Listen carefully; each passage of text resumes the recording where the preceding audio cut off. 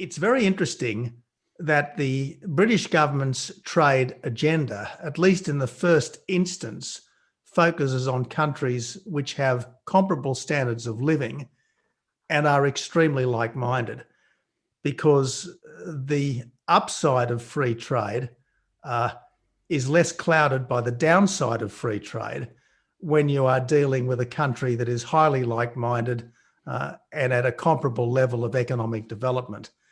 And in my judgment, no two countries should find a very thoroughgoing free trade deal easier to conclude than Australia and the United Kingdom. We've got so much shared history. We've got so much in common. For the best part of 150 years, we were essentially family. I think there is still a sense of family between our two countries. I don't believe that there would be very many Australians who would come to Britain and feel themselves to be in a foreign country. And certainly I suspect there'd be very few Britons who would go to Australia and feel themselves to be in a foreign country. So the objective, I believe, of the free trade negotiators on both sides should be entirely free movement of goods without tariffs or quotas, full mutual recognition of standards and credentials, and free, or at least free-ish, movement of people for work, not welfare. So in terms of us, Tony, looking for where our natural allies are, there's a few comments here about a CANZUK agreement, Canada, Australia, New Zealand, UK.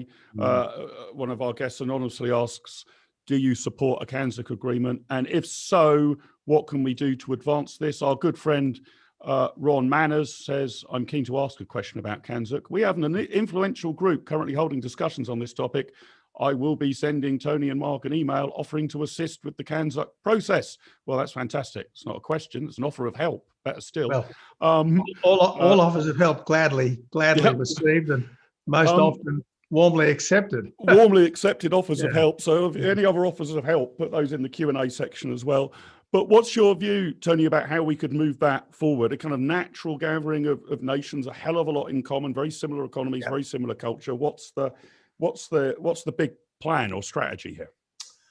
Okay, well, again, one of the things that I think the COVID crisis has stimulated thinking on is what are the areas where you want to be self-reliant? What are the areas where you are prepared to rely on your friends? And what are the areas where you're happy enough to rely on the world?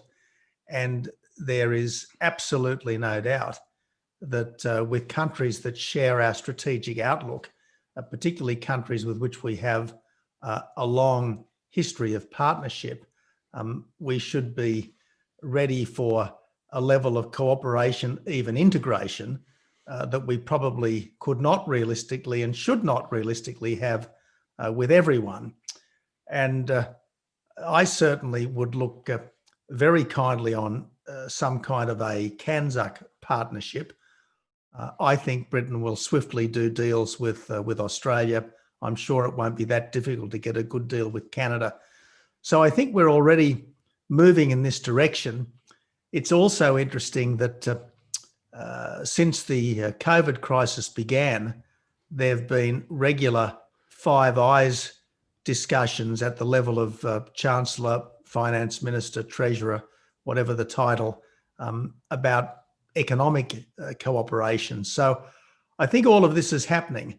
And if the strategic rivalry between the United States and China intensifies, as I fear it will, if the economic difficulties brought on by our response to the coronavirus deepen, as I fear they might, I think closer cooperation, even integration between these very strong traditional allies is going to be very, very important.